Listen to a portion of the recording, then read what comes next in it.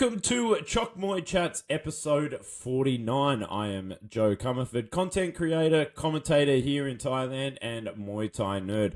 Originally from Australia, but living here in Thailand, living and breathing the sport on the ground in the motherland. Today I am joined by a very special guest, Reese McMaster, all the way from Victoria, Australia, who's been fighting out of a little rural gym there in rural Victoria alongside the Murray River. But we're talking about her journey as a female fighter in the world of Muay Thai. Welcome, Reese. Thank you for having me on, Joe. No worries. Now, we'll get straight into it. I often ask people about how they got into Muay Thai because I always like to talk about the origin story of, we've all got these different beautiful stories of how we found the sport. How did you get into Muay Thai? So it was actually my mum that got me into it. So she was training for a little while before I was, and I was going to the gym with her all the time, and I was hanging out with all the other kids there.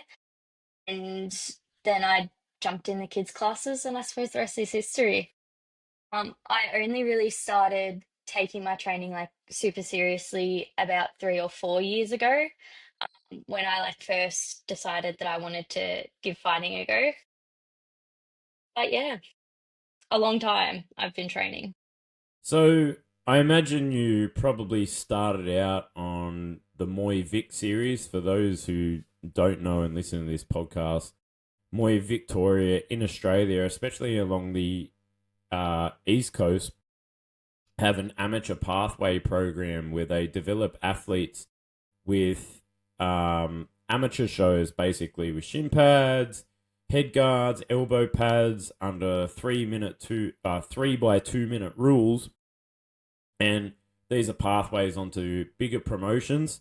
So basically, Muay Thai Australia, especially on the East Coast, are working very hard to do as many pathway shows, and Muay Victoria or Muay Vic is one of those shows. Sainaji, the promoter of Rebellion, has a lot to do with that. Is that where you got your start?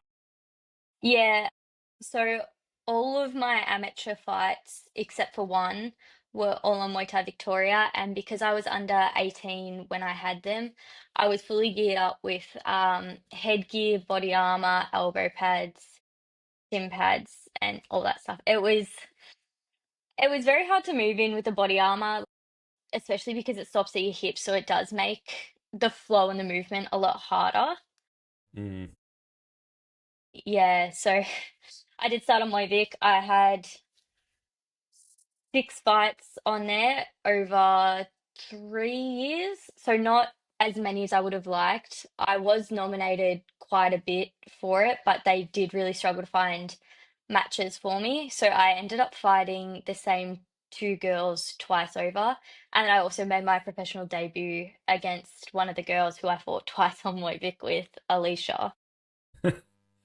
Oh, geez. I mean, that's got to be tough. I mean, psychologically as a fighter, having to fight the same people all the time, and you, the kind of the feeling that you want to be more active, but especially in places like Victoria, it's not always easy to find the right matches as a female. So, if you could tell like people who might be listening to this where you are situated and how that has kind of impacted on being able to develop your career as a fighter, because I imagine that part of it is because of geographically where you're located. Yeah, Echuca, where I'm from, is about 2.5 hours away from Melbourne. It's a smallish rural town. Like there's probably about 15,000 people here. It's not teeny tiny, but it's not huge. Muay Thai is also a very niche sport here. Echuca is very football, netball orientated.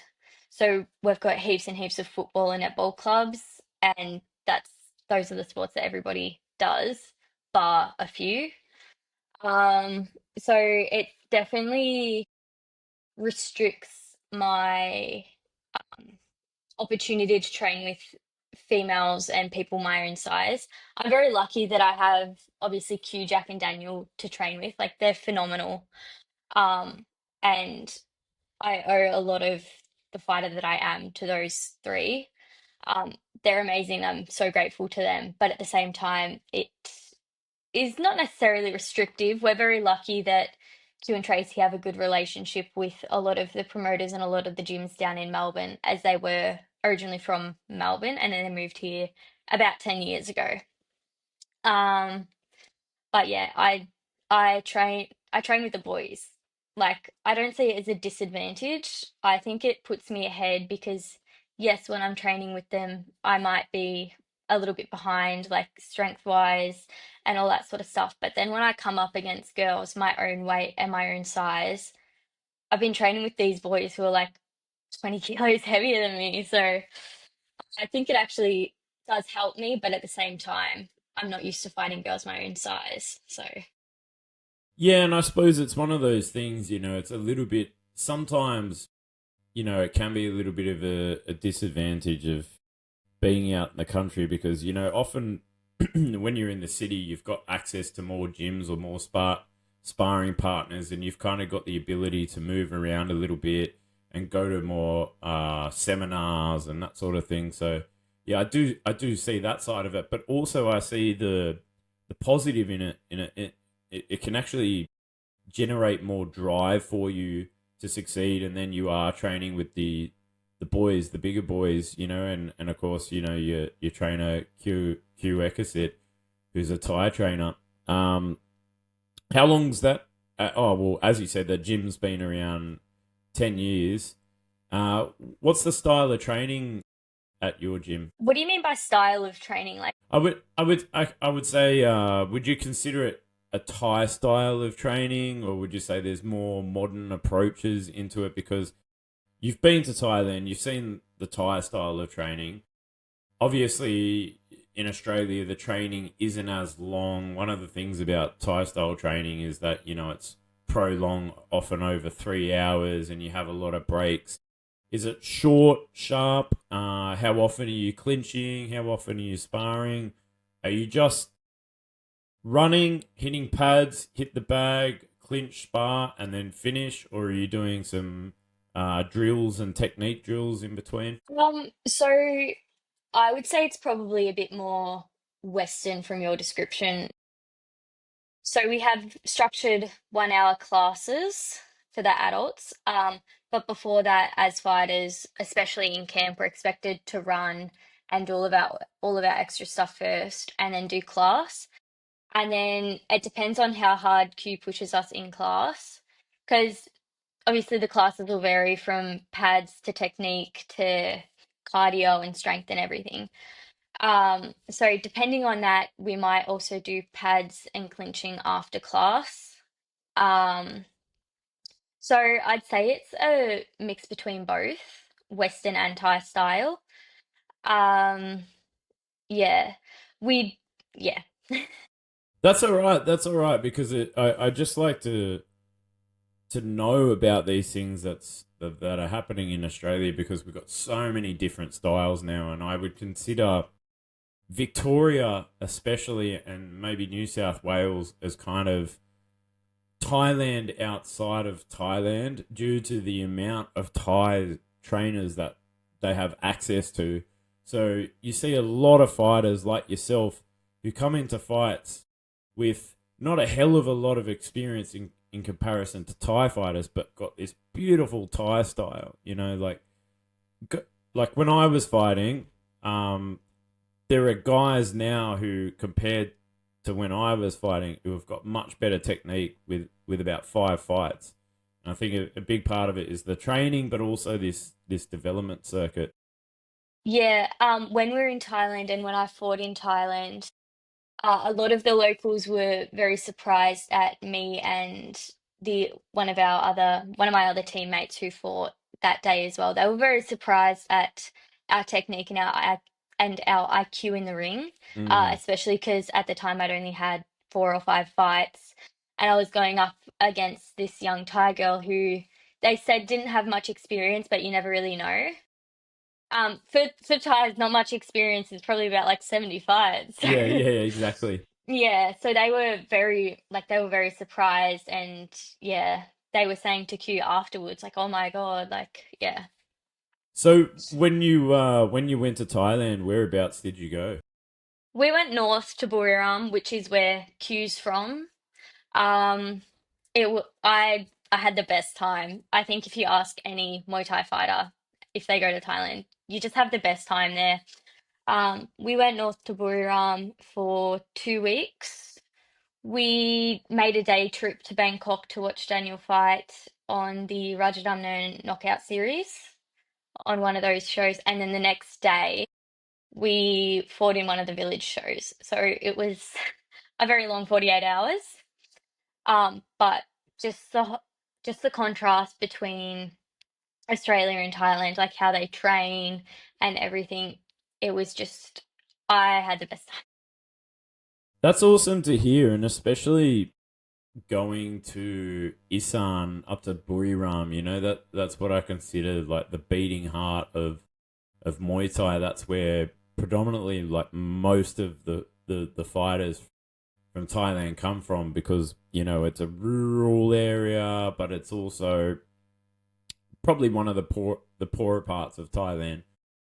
So you know the difference between us and a lot of Thai fighters is that we do it for passion, and a lot of them do it for survival. So you're going out to the real beating heart. Can you talk us through what going to Buriram was like for those who don't know? It was very eye-opening. Like obviously you've got all the Thai gyms, how they're all open and everything. If you go into the city, they're all very souped up, very nice. Going to Buriram was like it was a good gym, and it was just 100% authentic Muay Thai. Like they weren't doing it for the glitz and glamour. They were doing it because they have to fight and they have to have an income somehow. It was yeah, it was amazing. I did say it was eye-opening, didn't I? Yeah, yeah, but I mean that's one of the things, you know, a lot of people don't realize that the the experience out there is much different to going to Phuket or Bangkok or Chiang Mai. You know, the tourist heavy areas. You know, the gyms out there are very very rustic, and I think a And lot of sorry you sorry, no you're right. all the people there are also very humble, very they just have their head down, they know what they have Mm. to do, they go and they do it, and yeah, they just live and breathe it. Yeah, I mean that's amazing to hear, because you know you get especially now, and uh you know, going to a lot of the tourist gyms, you're having to fight through foreign participants in the sport and their tripods and cameras. But if you go out to the you know, the sticks, you're not going to have that experience of, you know, social media gyms and that kind of thing. And I think, look, my criticism of that is I think the sport needs social media and marketing, but it's also nice to get away from that and go out to places like Buriram and see that. When you went to the gym out in Buriram, was it mostly adults that were training, or were there a few kids that were training and fighting? So we actually went to three gyms when we were in Buriram. We had the main gym that we were training at, and I cannot pronounce the name. There was a good mix at that one. That's where Jack and Daniel trained at when they went and stayed over last year for a period of time.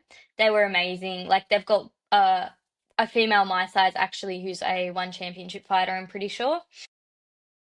They were amazing.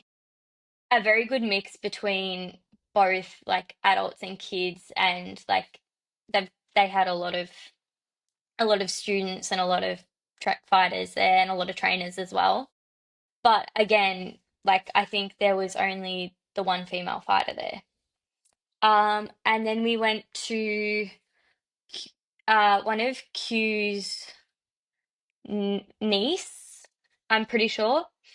Uh, like she was a young girl, and it was a lot of like young like a lot of young kids trying to bring in income for their family. She had like a record of like 14 knockouts, which was wild. And she Wow. was just this little unsuspecting Thai girl. That was a really good experience. Like, if you think, I thought that the original gym that we were training at, um, so sorry, Q's nephew's niece's, sorry, gym, they were Mm. literally training on concrete with carpet over it, like a ring made out of ropes. No cover, no nothing, just literally on concrete. And then there was one last gym that we went to, which was actually, it was a night, like it was nice. They were also had a lot of young kids and there was a lot of girls there as well. When I Mhm. say a lot, I'm talking like five or six.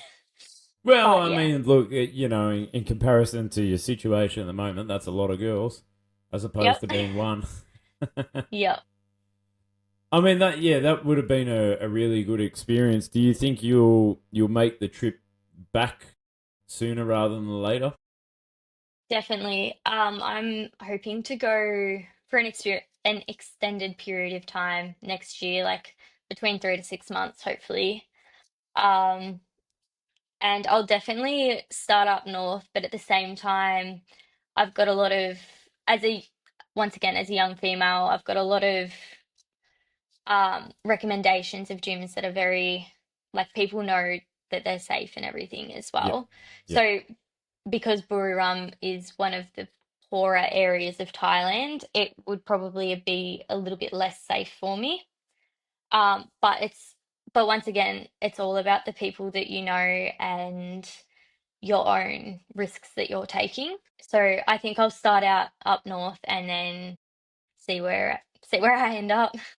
Yeah, I think that's a really logical and pragmatic way to look at it is use the connections that you've got and stick to word of mouth gyms and because what a lot of people do is they'll just want to go to the gym that all their favorite fighters go to, and they end up getting nothing out of it. So it does pay to shop around a little bit, but also to go to gyms that are recommended via friends or people or even your trainer. My opinion is I would definitely start up in Chiang Mai, get your feet wet a little bit, and then from there you can shoot off in different directions. Once you sort of wet your feet in the Chiang Mai circuit and get a bit of experience up there, playing a little bit of a different style, you have a lot more options to kind of bounce off from there. Um, Now, saying that, you turned professional. So just going back to your actual fight career, you turned professional. Where was your first professional fight? It was on Roots in Mm-hmm. Melbourne. Um, it was in the works for a long time. Like Q Tracy and I have a very good relationship. The boys always fight on Rebellion. I want to earn my Rebellion shorts one day. Like I think that's what a lot of Australian fighters aim to do, especially Victorian fighters. Mm-hmm. Um, but I'd been going to watch the Roots and Rebellion shows for years and years, for like 3 or 4 years by that point, and I'm like I was chomping at the bit, ready to go. Um, yeah, it was actually at the Q room instead of the pavilion where it normally is because of the Grand Prix weekend. And I think that definitely helped a lot with my nerves as I had fought there previously as an amateur. So I sort of knew, like, I knew where everything was. I knew sort of the goal and everything there. Like, yes, it was a professional fight, but I'd fought there as an amateur. Actually hadn't gone there to support anybody fighting. I don't think because I had been fighting. Um, and then moving on to May when I had my second professional fight, fighting at the pavilion, it was just so surreal. Like I'd been there countless times to support Jack and Daniel and Q, and then I was the one out the back.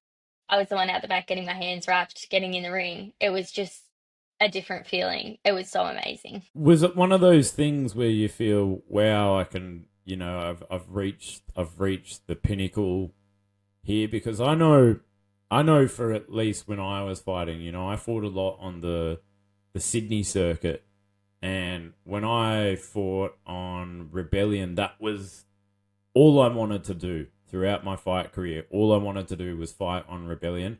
And for those who remember, I lost both fights on Rebellion, and the last fight I was on, I fought on Rebellion. I got flattened by Joe Coverdale. But it was one of those things, when you put on the Rebellion shorts, or you're putting it on the Rebellion branding, it's like, yes, I finally made it. And that's what it felt like for me, when I did that. Now, Roots obviously is like the pathway show, but I still think, it would be amazing to be able to be a part of that. Yeah, like it's amazing just to be a part of the show in general. Like just the way Sai runs things is very professional. He's very no nonsense. Like I feel like once I earn my rebellion shorts, once it will happen. Once I earn them, it will be this is 100%. But until then, I'm just trying to keep my head down, trying to wrap up as many fights as I can, um, to get to that point. Um, Yeah, I just had like going back to March, I had the absolute best time in the ring with Alicia. Like we'd fought before and we were 1 for 1. So we'd fought twice before, we were 1 for 1. I just had the absolute best time sharing the ring with her. Now, going from that, do you have you fought many 5 round fights, or has predominantly been 3 rounds All for you? all of them have been 3 round fights so far. Okay, so a much faster pace than fighting the 5 round. So when you get to Thailand, I would definitely consider fighting 5 rounds and getting that under your belt. But moving forward, what are your plans for the future in terms of Muay Thai and the sport? Because I mean, you're fairly young. You've basically got the sport at your fingertips, and so many opportunities and so many choices. Basically, the world's yours at the moment. What's the plan for the next 5 years? I know that's a hard hitting That's question, a but long time. but on Chok Moy Chats, that's what we do. We ask the hard hitting questions. Where do you see yourself in 5 years in terms of Muay Thai? Still fighting, hopefully. Um, at the moment, there actually isn't much opportunity for me. Just with the weight division that I sit at and my age and my experience. Like you said, I'm 18. Like I don't have the woman's strength yet, and it showed in my last fight with Maddie. Um, so I just need to work on building the muscle, work on all that sort of stuff, and then I just want to fight as much and as often as I can. Like especially given that I'm not having a lot of opportunity at the minute. I just want to fight as often as I can. Yeah, still fighting, still doing everything. That's a very loaded question. Well, I mean, that's what I do. I ask the hard hitting questions, but I like that because it's not. A lot of fighters, when you ask them that question, they'll be like, "Oh, I'll be a world champion," and especially a lot of young fighters, they don't quite understand the career trajectory of what it becomes to become a world champion. And I just like the fact that you're honest about it, and it's just want to fight as much as possible and get the experience as much as possible and just build step by step. And can you tell us a little bit about the troubles that you face as a female fighter in terms of getting those opportunities? Yeah, so like even as an amateur, I touched lightly on it before. I had been put forward for countless like shows and everything, and they just wouldn't have the girls for me to fight. I have fought with my debut amateur fight. Um, but like they were even struggling then. I ended up fighting a girl who was sitting in a weight division above me, but she was a little bit younger than me. So with the amateurs, it's good that you can sort of play around there with that sort of stuff. like for a few years, I would have just been in fight camp inevitably. Like last year, I fought in February and I was put forward for March, like until August, basically. I was in fight camp from February to August and I only had one fight, which is Wow. definitely hard and taxing. Like it's tough mentally to keep pushing through and being like, oh, like what if I like you definitely hear the voices saying, what if I don't get a fight? Like what like I'm putting myself through all this and nothing's gonna come of it, like blah blah blah. But then I also have to remind myself that no fight camp goes to waste. And like, even if I'm not fighting, I'm still learning from my camp and from training and pushing myself. I'm bettering myself as a fighter. And that's happened a little bit this year as well. I've been put forward a few times for a few different fight shows. I had a good start to the year. So I fought in March and then May. And then I've been put forward a few times since then. And I just recently they couldn't find a match for me for the Roots show that was last night, Mm. Roots 30 Slings and Arrows, just because there is such a gap between my experience and other girls in my division, their experience. Um, so we're we're really trying to push forward and keep looking ahead to the next one and just trying to find as much opportunity as possible. Hopefully up in Queensland, she says that that's probably where the largest pool of girls of my weight class is. So hopefully we can find something up there shortly. And I want to have a few more fights by the end of the year, but it's definitely very mentally tough and then physically tough as well. Like to get, like continuing to train hard and all that sort of stuff. I think, yeah, I mean, it's a really important thing to touch on, especially for female fighters, because female fighters don't have the luxury of a big athlete pool like men do. And also the trouble of the weight divisions, as I mentioned before, you're having to transition between different weight divisions just to get a fight. But I really like your mindset that, you know, everything is just a learning experience. You're not giving up. You're not throwing your toys out of the pram about it. It's just everything is a learning experience. And I'm sure that something will come along, and I hope it does for you, because I think, gaining experience is really important for athletes.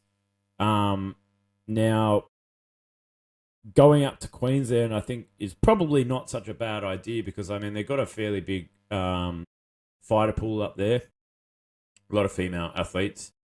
Now, for the end of the year, you want to get a couple of fights.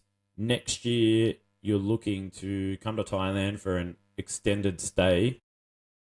If you could give one piece of advice to female fighters, what would that be? Don't let anyone stop you. Like all through school, like I graduated year 12 last year. All through school, everybody was doubting me. Like when I said, "Oh, I can't, sorry, I'm training." Everybody's like, "Oh, like what are you training for?" Like blah blah blah. Just you need to learn to tune out the voices and to listen to people whose opinions you actually value. Um, just yeah, don't let anyone stop you and keep pushing forward towards what you want and don't let what other people want for you or any of your doubts, any of your own doubts get in the way. Because while like I'm my biggest critic and I doubt myself, but at the end of the day, I've got people that believe in me and if they believe in me, then their opinion matters more than my own sometimes. Um, Yeah, so don't let anyone stop you and honestly just do it. Like, what's the worst that'll happen? Just like Nike, just do it. I love that. Yep. I love that. I love the fact that, just cancel out the voices, and as we all can be our own worst critics. Um, my friend, I hope to see you over here in Thailand and fighting on the RWS prelims one day. And I hope to see you on the other circuits as well. That's Let the me goal. know. Let me know when you arrive in Thailand, and I'll see if I can help you out. But thank you for sharing your story.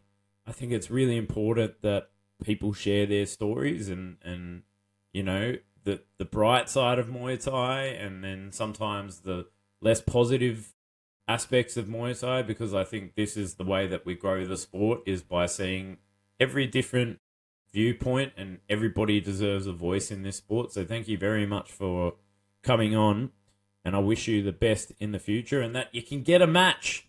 So Fingers crossed. Sainaji, give Reese McMaster her rebellion shorts, my friend. I know you sometimes listen to this so you can criticize me, but give her some rebellion shorts and give me some rebellion shorts, because I lost the two that I had. So you owe me. I'll learn them eventually. I'm sure it'll be sooner rather than later. But thank you Hopefully. very much for coming on. Where can people find you online to follow your journey? My Instagram is RM Muay Thai. Mum said to me, she's like, you really need to get more personal with it. Like, it's very superficial, and I agree with her. So I'm really trying to work with that and build a following. Thank you so much for having me on. Uh, yeah, No problem. And I will put your Instagram handle in the description. This is Chok Muay Chats, episode 49. Thank you, Reese McMaster, female Muay Thai fighter from Victoria, who's fought on Roots Rebellion and is looking to get more opportunities in the world of Muay Thai. And I wish that will happen for you sooner rather than later. And I'll see if I can work some magic with my promoter friends down there, down in Victoria.